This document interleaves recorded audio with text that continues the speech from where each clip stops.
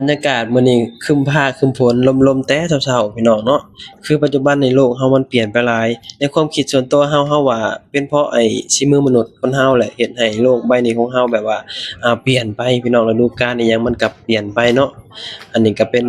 รถกับข้าวเดี๋ยวแวะซื้อกับข้าวแป๊บหนึ่งก่อนพี่น้องเพราะว่าต้องหาหยังกินรองท้องก่อนไปทำงานเนาะหา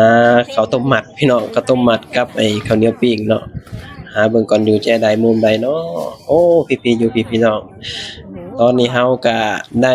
ข้าวต้มมัดเป็นที่เรียบร้อยแล้วก็สิแบบเดินทางไปทำงานพี่น้องหาหยังรองท้องไปซี้นะคืออย่างเราเว้าพี่น้องเบิ่งครึ้มฟ้าครึ้มฝนคือยามเนี่ยใกล้สิฮอดสงกรานต์แล้วเนาะก็ยังแบบว่าฝนสิตกมื้อนั้นก็ฝนตกคือแบบว่าฤดูกาลอิหยังมันก็เปลี่ยนไปหลายพี่น้องในปัจจุบันนี้เนาะเกิดแบบว่าเกิดนั่นเกิดนี่เกิดสึนามิเกิดแบบแผ่นดินไหวเนาะแบบ